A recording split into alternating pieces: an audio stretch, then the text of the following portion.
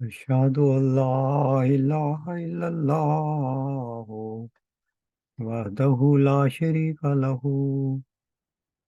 وأشهد أن محمدا عبده ورسوله أما بعد فأعوذ بالله من الشيطان الرجيم بسم الله الرحمن الرحيم الحمد لله رب العالمين الرحمن الرحيم مالك يوم الدين إياك نعبد وإياك نستعين اهدنا الصراط المستقيم صراط الذين أنعمت عليهم غير المغضوب عليهم ولا الضالين آمین۔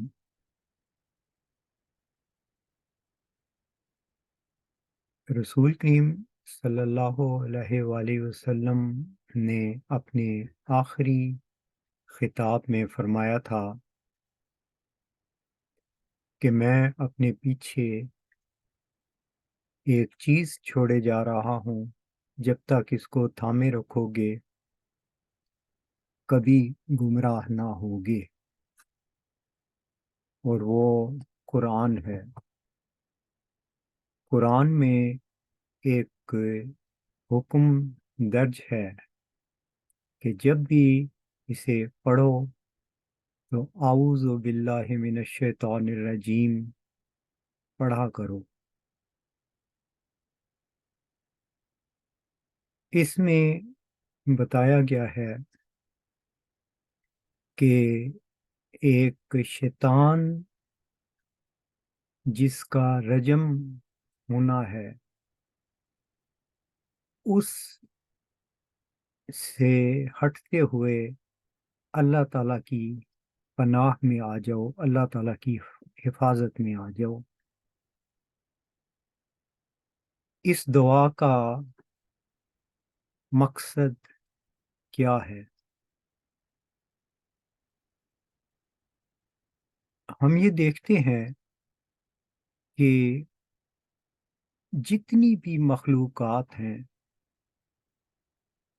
وہ پابند ہیں اور وہی کچھ کرتی ہیں جس کے لیے وہ ڈیزائن کی گئی ہیں۔ مثلاً زمین ہے، یہ سورج کے گرد بھی گردش کر رہی ہے اور اپنے محور کے گرد بھی۔ یہ اسی کام کے لیے ڈیزائن کی گئی ہے، اور اس کو یہ اختیار نہیں دیا گیا کہ وہ یہ فیصلہ کرے کہ آج میں تھک گئی ہوں اس لیے میں آج گردش نہیں کروں گی۔ ایسا کوئی چانس ہی نہیں ہے، وہ ایسے ڈیزائن ہی نہیں کی گئی۔ یہ تو بڑے اسکیل پر بات ہو گئی۔ انتہائی چھوٹے اسکیل پر بھی الیکٹران نیوکلیس کے گرد گھومتے ہیں اور وہ واضح اصولوں کے پابند ہیں۔ وہ بھی یہ اختیار نہیں رکھتے کہ وہ فیصلہ کریں کہ آج ہم گھومیں گے اور کل نہیں گھومیں گے۔ ایسا نہیں ہے۔ ان کو ڈیزائن جس کے لیے کیا گیا ہے وہ کام کرتے رہتے ہیں۔ اس کو قرآن کریم میں اس رنگ میں بیان کیا گیا ہے، یفعلون ما یؤمرون، کہ یہ چیزیں وہی کچھ کرتی ہیں جس کے لیے ان کو ڈیزائن کیا گیا ہے۔ بات آ جاتی ہے انسان پر۔ یہ ان تمام مخلوقات سے مختلف تخلیق ہے، اسی لیے اس کے بارے میں خدا تعالیٰ نے کہا کہ جب فرشتوں نے اعتراض کیا یا یہ سوال اٹھایا کہ یہ تو فساد کرے گا، جواب کیا تھا؟ انی عالم ما لا تعلمون، کہ میں وہ کچھ جانتا ہوں جو تم نہیں جانتے۔ اس لیے کہ انسان کو جب اختیار دیا گیا تو وہ اس اختیار کو استعمال کر کے دو ہی کام کر سکتا ہے، یا وہ ڈیزائنر کے ڈیزائن کے مطابق چلے گا یا وہ نہیں چلے گا۔ جب وہ نہیں چلے گا تو اس وقت وہ وہ کام کر رہا ہوگا جس کے لیے وہ ڈیزائن نہیں کیا گیا۔ اس کی دو صورتیں ہیں۔ میرے نزدیک پہلی صورت وہ ہے کہ جب وہ اپنے ذاتی داخلی ارادہ سے وہ کام کرے جس کے لیے وہ ڈیزائن نہیں کیا گیا، تو ہم کہیں گے کہ یہ ابلیسیت کا اظہار کر رہا ہے، انکار کر رہا ہے اس چیز سے جس کے لیے اسے ڈیزائن کیا گیا تھا۔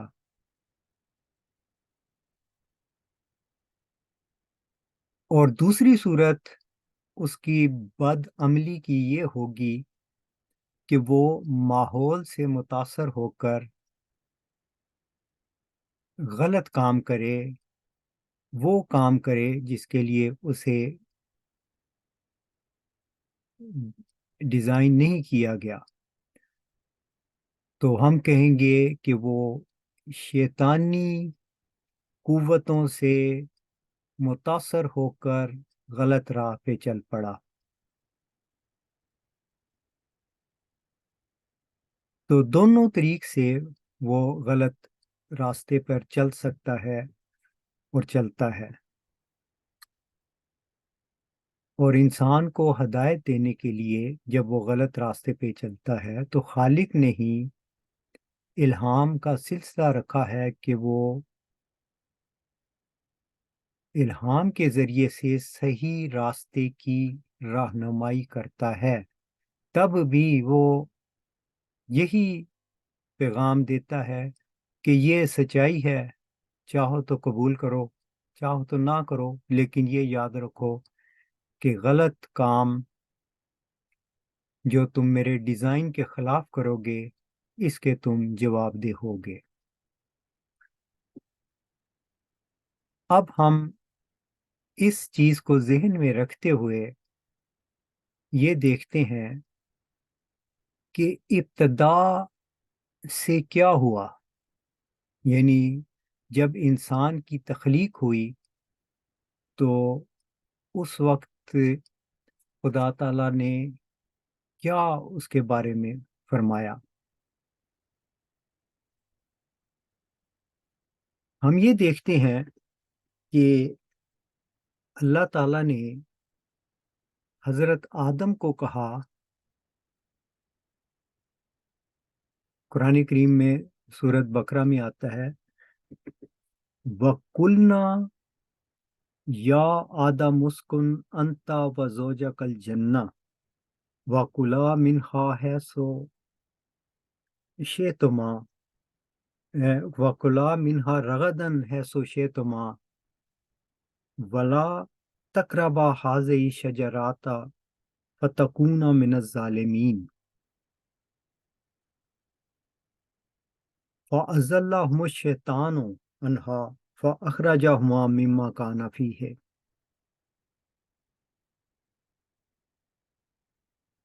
اس چیز کی قدر تفصیل بیان کرنے سے پہلے میں ایک اور چیز کا اضافہ کرتا ہوں۔ 20 فروری 1886 کو اللہ تعالیٰ نے چلہ کشی کے بعد جو رسول کریم صلی اللہ علیہ وآلہ وسلم کی صداقت کا نشان مانگا گیا تھا،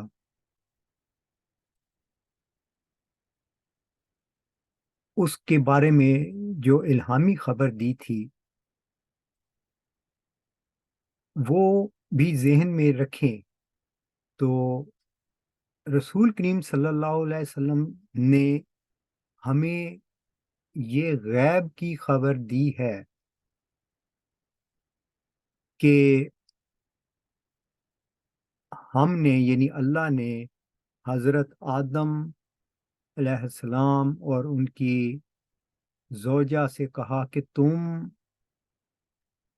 اس جنت میں رہو اور اس میں فراغی سے کھاؤ پیو، مگر اس درخت کے پاس نہ جانا ورنہ تم ظالموں میں سے ہو جاؤ گے۔ اور پھر شیطان نے ان کو بہکا دیا اور اس جگہ سے نکال دیا جس میں وہ تھے۔ دیکھیں، یہ ایک غیب کی خبر جو رسول کریم صلی اللہ علیہ وآلہ وسلم پر اللہ تعالیٰ نے کھولی۔ آپ نے وہ الہام بیان کر دیا کہ خدا نے یہ خبر دی ہے کہ ماضی میں یہ معاملہ ہوا تھا۔ اس معاملے کے ہم چشمدید گواہ نہیں ہیں،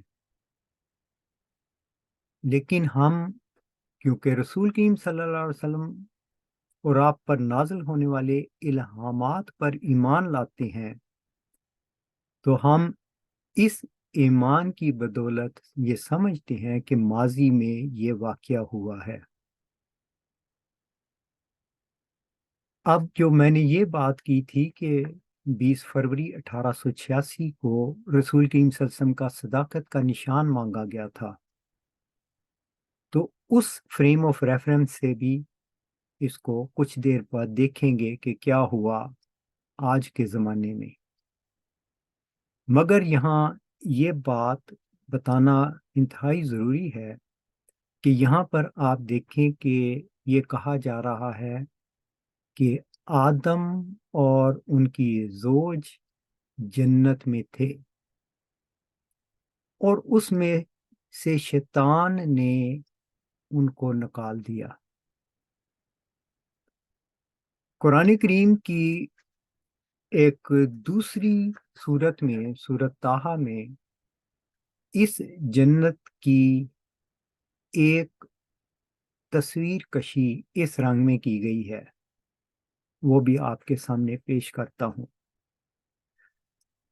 فَقُلْنَا یا آدمو اِنَّا هَٰذَا عَدُوٌّ لَكَ وَلِزَوْجِكَ فَلَا يَخْرِجَنَّكُمَا مِنَ الْجَنَّةِ فَتَشْقَىٰ إِنَّ لَكَ أَلَّا تَجُوعَ فِيهَا وَلَا تَعْرَىٰ وَأَنَّكَ لَا تَظْمَأُ فِيهَا وَلَا تَضْحَىٰ فَوَسْوَسَ إِلَيْهِ الشَّيْطَانُ۔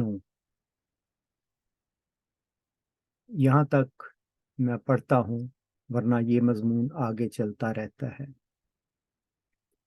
یہاں پر اللہ تعالیٰ فرماتا ہے کہ ہم نے کہا، اے آدم، یقیناً یہ تیرا اور تیری بیوی کا دشمن ہے، بس یہ ہرگز تم دونوں کو جنت سے نکال نہ دے ورنہ تو بدنصیب ہو جائے گا۔ تیرے لیے مقدر ہے کہ تو اس میں نہ بھوکا رہے نہ ننگا، اور یہ کہ نہ تو اس میں پیاسا رہے نہ دھوپ میں جلے۔ پس شیطان نے اسے وسوسہ میں ڈال دیا۔ اب یہاں پر ایک جنت کی تصویر دکھائی گئی ہے جس کو ہم ظاہری اور باطنی دونوں لحاظ سے دیکھ سکتے ہیں، مگر میں اس وقت اس کو ظاہری معنوں کے لحاظ سے دیکھتا ہوں۔ اور یہ بتایا جا رہا ہے کہ اس میں بنیادی حقوق دیے جانے چاہیے۔ اب وہ بھی بتا دیا کہ روٹی، کپڑا، مکان، پانی، یہ انسان کو ملنا چاہیے۔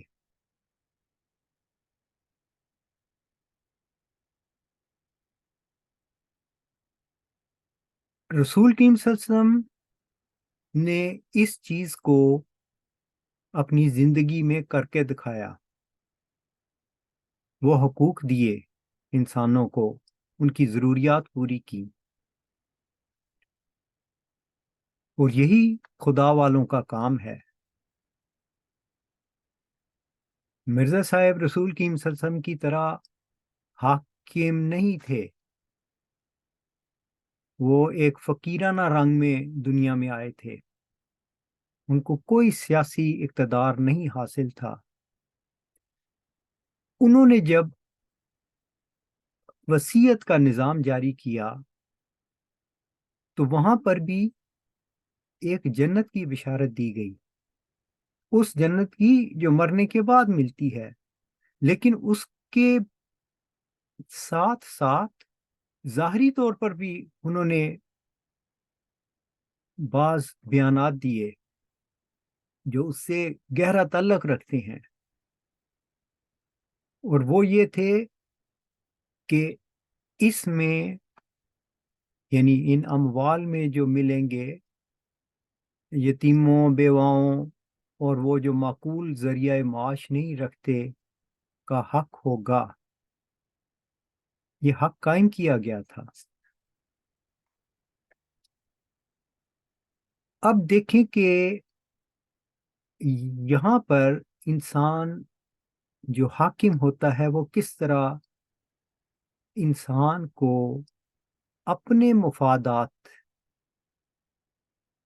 کے تحفظ اور دوسروں کے اے،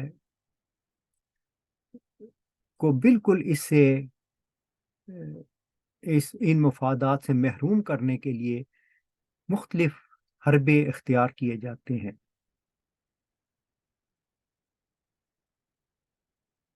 یہ سوال میں نے گزشتہ جمعہ میں بھی اٹھایا تھا کہ یہ حق کیوں نہیں دیا گیا؟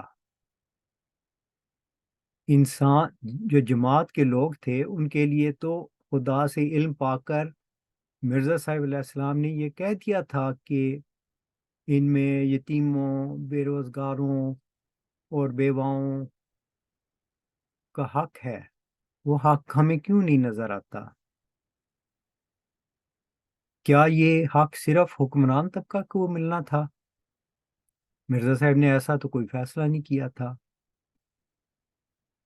تو ہم یہ دیکھتے ہیں کہ یہ جو حق دیا جاتا ہے انسان کو، اس کے بنیادی حقوق، تو معاشرہ اس میں خوشحالی آتی ہے، انسان کی زندگی آسان ہو جاتی ہے۔ اس کی کھلی کھلی مثال تو یہ تمام اسکینڈینیوین ممالک اور کینیڈا وغیرہ ہیں جہاں یہ بنیادی حقوق دیے جاتے ہیں۔ تو ہمیں وہاں پر ایک انسان کے لیے ایک بہت اچھی صورت نظر آتی ہے، اس کو زندگی گزارنے کی خوشحالی نظر آتی ہے۔ لیکن یہ چیز جماعت کے سربراہان خلافتی نظام نے کیا اپنے لیے صرف رکھی تھی کہ ہمیں تو یہ سہولتیں مل جائیں اور جماعت کو ان سے محروم کر دیا جائے؟ جماعت کو اس ظاہری جنت سے اس خلافتی نظام نے نکال دیا، جیسے کہ حضرت آدم کے دور میں شیطان نے بہکا کر ان کو جنت سے نکال دیا تھا۔ ظاہری جنت کی بات کر رہا ہوں۔ آج ہم اپنی آنکھوں سے دیکھ رہے ہیں کہ مرزا صاحب کی جماعت کو صاحب اختیار لوگوں نے اس جنت سے نکال دیا، اور جماعت کی سادگی اور لا علمی کا یہ حال ہے کہ وہ انہی لوگوں کو خدا کا بنایا ہوا سمجھ رہے ہیں۔ وہ خدا کا نہیں بلکہ برعکس صورت ہے۔ ان چیزوں سے بچنے کی دعا سکھائی گئی تھی کہ ان رستوں پہ نہیں چلنا۔ جماعت کی حالت ایک ایسی حالت ہے کہ وہ اس مریل گھوڑے سے جیتنے کی امید لگا بیٹھے ہیں جو پہلے ہی پٹ چکا ہے، اور یہ اللہ ہی ہدایت دینے والا ہے کہ وہ اس عجیب حالت سے انسان کو نکالے۔ اور انشاءاللہ اللہ تعالی کے وعدے ہیں جو مرزا صاحب علیہ السلام سے کیے گئے تھے کہ وہ اسیروں کی رستگاری کا موجب ہوگا، اور جس مسیح کا ذکر کیا گیا ہے، جس ذکی غلام کی خبر دی گئی ہے، وہی شیطانی طاقتوں کا رجم کرنے والا ہے۔ اس کے بارے میں آپ کے سامنے مرزا صاحب علیہ السلام کی ایک تحریر جو اعجاز المسیح میں ہے، اس کا ایک حوالہ پیش کرتا ہوں۔ آپ لکھتے ہیں، یہ اعوذ باللہ من الشیطان الرجیم جس کا میں نے شروع میں ذکر کیا ہے، اس کے تحت لکھتے ہیں، اور یہ رجیم وہی ہے جس کے حق میں ایک خاص وعید آئی ہے۔ اس سے میری مراد وہ دجال ہے جسے مسیح موعود ہلاک کرے گا۔ ان الفاظات کو ذرا دیکھیے، اس سے میری مراد وہ دجال ہے جسے مسیح موعود ہلاک کرے گا۔ اللہ کے الفاظ اٹل ہوتے ہیں، پس خدائے رحیم کی طرف سے مسلمانوں کے لیے یہ بشارت ہے کہ ایک وقت دجال کو ہلاک کیا جائے گا، جیسا کہ لفظ رجیم سے ظاہر ہے۔ رجیم یعنی جس کا رجم کیا گیا، وہ جو سزا دیتے ہیں نا زنا میں سنگساری کرنا، اسے رجم اسی وجہ سے کہتے ہیں۔ تو دجال کو مسیح اس دجال کا رجم کر دے گا، اس لیے یہ دعا سکھائی گئی تھی، اعوذ باللہ من الشیطان الرجیم۔ پھر آپ مزید لکھتے ہیں، رجم کے معنی کیا ہے؟ اب یہ رجم کیسے ہوگا؟ یعنی وہ پتھر مار مار کے کیا جائے گا یا کوئی اور طریقہ ہوگا؟ اس کے بارے میں آپ خود لکھتے ہیں، مجھے مخلوق کے رب کی طرف سے یہ علم دیا گیا ہے، وہ کمینوں کو عاجز کرنا اور ایسے دشمنوں کو لاجواب کرنا ہے جو اندھیرے کی پناہ گاہ ہیں، اور ایسی ضرب لگانا ہے جو خصومت کو جڑ سے اکھاڑ دے۔ ہماری مراد اس سے تلوار کی ضرب نہیں۔ یہاں پہ میں تھوڑی سی اس کی وضاحت کر دوں، جو خصومت کو جڑ سے اکھاڑ دے، یعنی یہ جو جھگڑا پڑ جائے گا اس کو وہ جڑ سے ختم کر دے۔ یہ جو اختلاف ہو جائے گا، یہ مسیح آ کر اس کو ختم کرے گا، اور کوئی تلوار نہیں استعمال ہوگی۔ اس کا طریق بتا دیا کہ میرے فرقہ کے لوگ دلائل کی روح سے سب کا منہ بند کر دیں گے، جیسے کہ یہاں بھی لکھا ہوا ہے، ایسے دشمنوں کو لاجواب کرنا ہے۔ جو اندھیرے کی پناہ گاہ ہیں۔ آپ دیکھیں کہ اس وقت وہ ذکی غلام جماعت میں ظاہر ہو چکا ہے، کیا اس نے لاجواب نہیں کر دیا؟ کیا وہ نشان، وہ غیب کی خبر جو آن حضرت صلی اللہ علیہ وسلم نے قرآن میں بتائی تھی کہ شیطان نے بہکا کر انسان کو جنت سے نکال دیا، جس پر ہم ایمان لائے تھے، اور مرزا صاحب نے رسول کی صلی اللہ علیہ وسلم کا صداقت کا نشان مانگا تھا،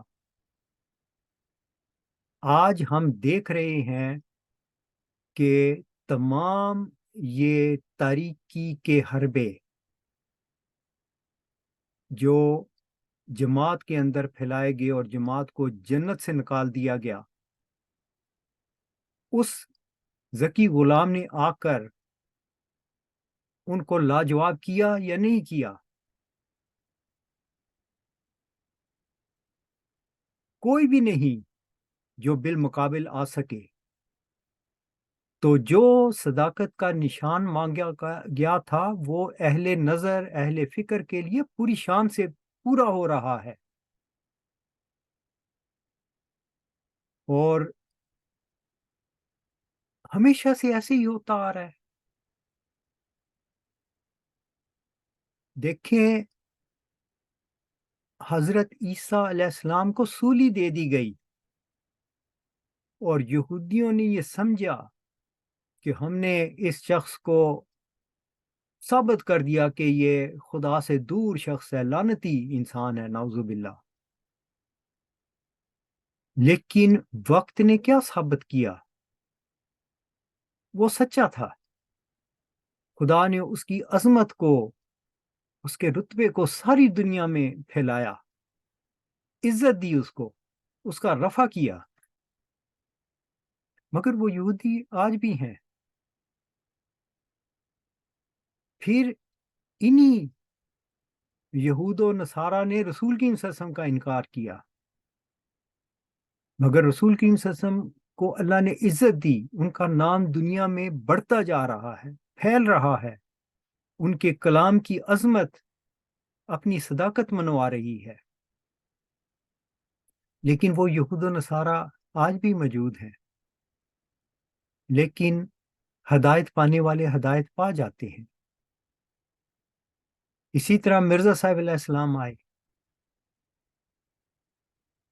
انہوں نے بھی وہی حق کی بات کی، سچائی کا پیغام دیا، کس قدر ان کی مخالفت ہوئی اور ہو رہی ہے، مگر مرزا صاحب کے ذکر کو اللہ تعالیٰ بلند کرتا جاتا ہے۔ میں تیری تبلیغ کو زمین کے کناروں تک پہنچاؤں گا، یہ وعدے اللہ تعالیٰ کے پورے ہوتے رہیں گے۔ ابھی مرزا صاحب کی شہرت عام نہیں ہوئی، ان کا عظیم مرتبہ ابھی دنیا پر ظاہر نہیں ہوا، ابھی اس کی ایک جھلک ہے جو ہم دیکھ رہے ہیں، اور انشاءاللہ ہوگا۔ مرزا صاحب کے مخالفین آج بھی موجود ہیں، لیکن اللہ تعالیٰ نے مرزا صاحب علیہ السلام کو عزت دی، ان کا رفع کیا، بلند شان عطا فرمائی۔ اسی طرح آج وہی صورت ہے کہ ذکی غلام موجود ہے، اور اس نے تاریکی اور شیطان کے ان حربوں کو بے نقاب کر کے ان کو جڑ سے اکھاڑ دیا ہے، مگر مخالف جیسے پہلے رہے ہیں وہ رہیں گے، لیکن اللہ تعالیٰ کل کیا کرے گا، کس رنگ میں ظاہر کرے گا، یہ اللہ بہتر جانتا ہے۔ لیکن جو ہم سامنے دیکھ رہے ہیں، کسی یہ خلافتی نظام والوں میں جرت نہیں ہے کہ بالمقابل بات کر سکے اور ان دلائل کا جواب دے سکے، اور یہی کہا گیا تھا کہ وہ آنے والا مسیح جڑ سے اکھیڑ کے رکھ دے گا ان کو۔ اور یہ ہو رہا ہے۔ اس کے بعد آپ دیکھیں، میں اس کی کچھ اور وضاحت کر دینا چاہتا ہوں تاکہ لوگوں کے ذہنوں میں ابہام نہ رہے۔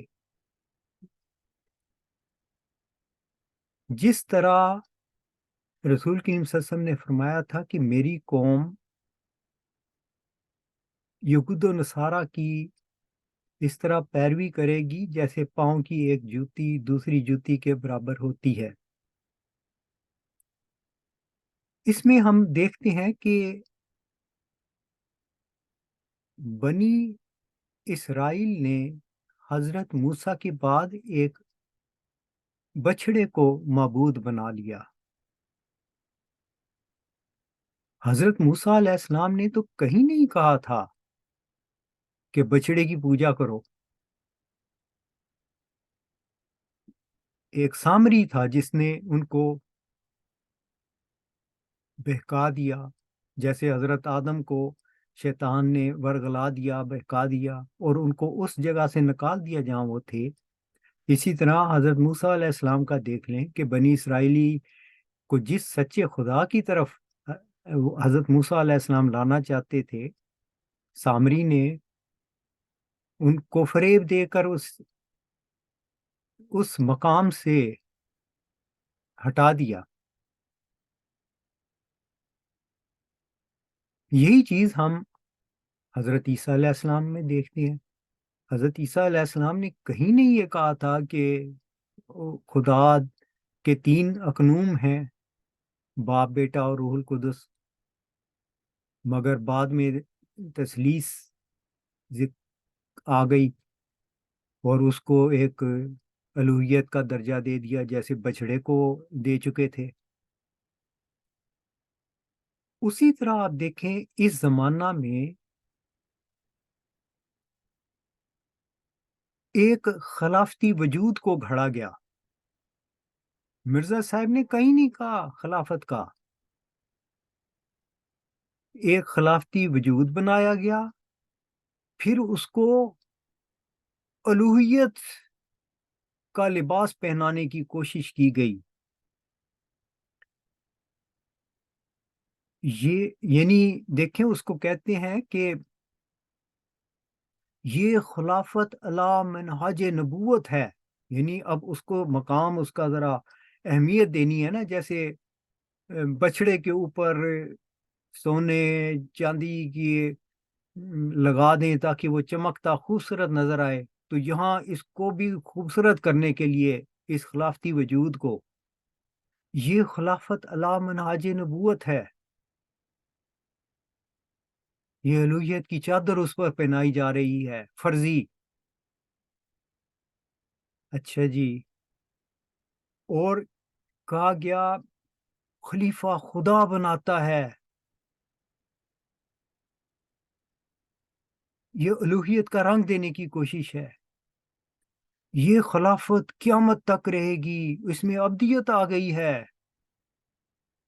یہ سب فریب کاریاں ہیں جو انسان کو حقیقی خدا سے ہٹانے کے لیے اور اپنی اہمیت سامنے لانے کے لیے بیان کی گئی۔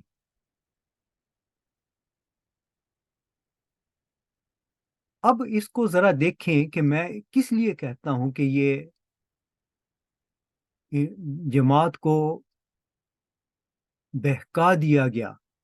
دیکھیں اس میں بہت سی باتیں ہیں۔ مرزا صاحب نے کہاں کہا تھا کہ میرے بعد خلافت علی منہاج نبوت ہوگی؟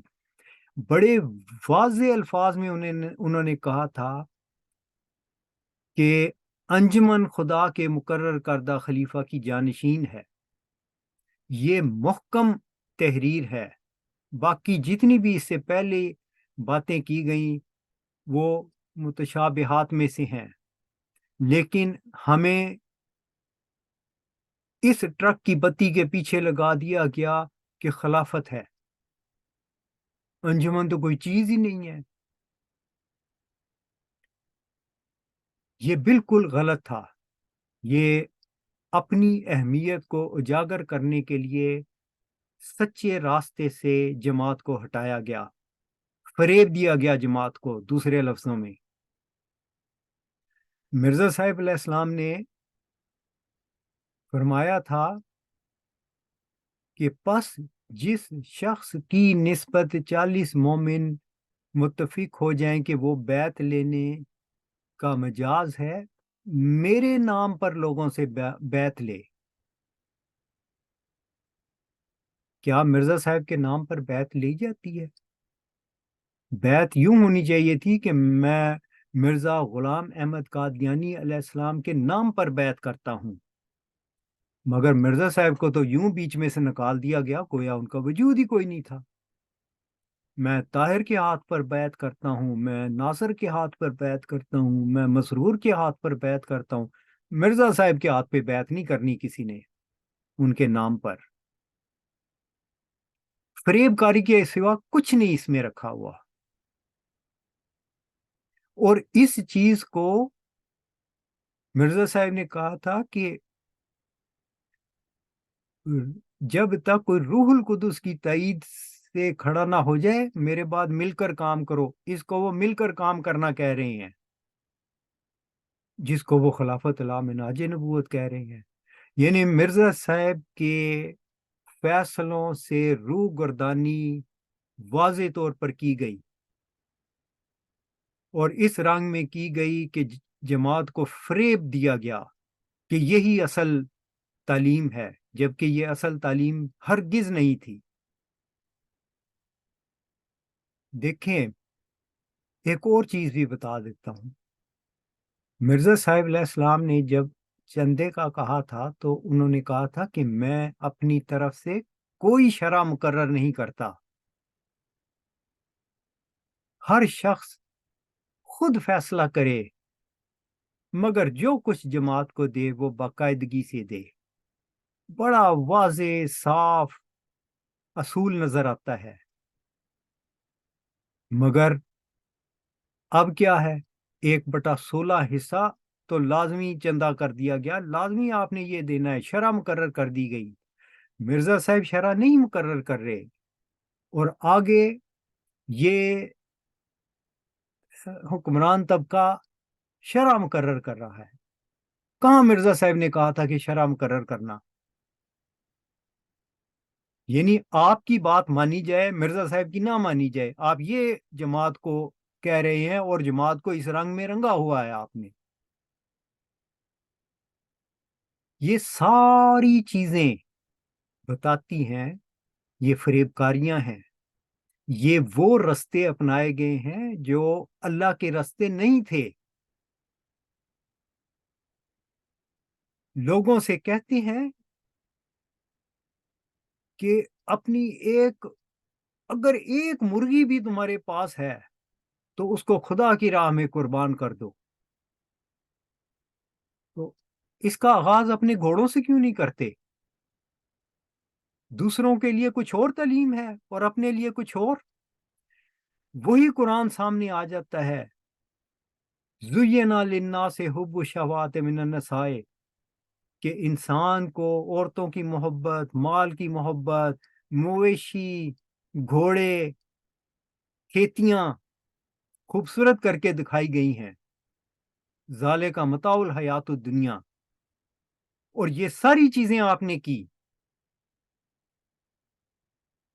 گویا آپ نے اپنے عمل سے ظاہر کیا کہ آپ متاع حیات الدنیا کے دل دادا ہیں. اللہ کے راستے کے آپ ہرگز دل دادا نہیں. اللہ کے راستوں پہ چلنے والوں کے نمونے ہم نے دیکھے ہیں. رسول کی صلی اللہ علیہ وسلم کا نمونہ صاف ہے، آپ کے بعد آپ کے جانشینوں کا نمونہ ہے. یہ بتایا جا چکا ہے کہ حضرت ابو بکر اپنے زمانے کے امیر ترین تاجروں میں سے تھے. پھر کیا ہوا؟ گزارے کے لیے کتنی رقم لی تھی؟ آپ لوگ کہاں کھڑے تھے؟ مرزا صاحب کی تو یہ حالت تھی کہ کتاب نہیں وہ چھاپ سکتے تھے، مالی طور پر چندے کی اپیلیں کرتے تھے. تو آپ نے وہ زمینیں بھی خرید لی، جائیدادیں بھی بنا لی. آپ کا تو معاملہ ہی الٹ ہے۔ اس سے پتہ چلتا ہے کہ آپ کے اعمال وہ اعمال ہیں ہی نہیں جو اللہ نے کہا تھا کہ انسان کے لیے ہوں۔ آپ کے آپ اپنے ذاتی مفادات کی خاطر، دنیا کی کو کمانے کی خاطر اعمال کرتے ہیں، اور فریب کاری سے دوسروں کو کہتے ہیں کہ وہ قربانیاں دیں، ان کو ان اموال سے کوئی حصہ نہ دیا جائے جس کا مرزا صاحب کہہ کے گئے تھے کہ ان کا حق ہوگا۔ تو اللہ تعالی کے راستوں پہ چلنے والوں کے اعمال اور ہوتے ہیں، اور یہی چیز اس زمانہ میں آنے والے مسیح نے کی۔ ایک تو کھول کر بتا دیا شیطانی راستے کون سے ہیں اور اللہ کے راستے کون سے ہیں، جو کہ ہر مامور من اللہ کا کام ہوتا ہے۔ وہ دروغہ نہیں ہوتے، وہ بات کھول کے بیان کر دیتے ہیں۔ بس جو چاہے ہدایت قبول کر لے، جو چاہے اس کا انکار کر دے۔ یہی انسان کو کہا گیا ہے، ہر شخص اپنے اپنے اعمال کا خدا کے حضور جواب دہ ہے۔ یہ بات ذہن میں رکھیں، لا اکراہ فی الدین قد تبین الرشد من الغی، کہ جبر کسی پہ نہیں ہے، مگر ہدایت بڑی کھول کھول کر بیان کر دی گئی ہے، جو چاہے اس پر عمل کر لے۔ تو اس آنے والے مسیح نے رسول کریم صلی اللہ علیہ وسلم کا صداقت کا ایک نشان دکھا دیا کہ وہ پہلے جن کو جنت سے نکالا گیا تھا، آدم اور ان کی جماعت کو، آج اس زمانہ میں ہم دیکھتے ہیں کہ انسان کو وہ حق نہ دے کر، یعنی جماعت کے افراد کو، کہ ان میں ان لوگوں کا حق ہوگا، وہ نہ دے کر ان کو اس جنت سے نکالا گیا۔ یہ بالکل ظاہری معنوں میں بات کر رہا ہوں، اس کے علاوہ اور بہت سی چیزیں ہیں جن کا انشاءاللہ آئندہ خطبات میں ذکر کیا جائے گا۔ وآخر الدوانا ان الحمد للہ رب العالمین۔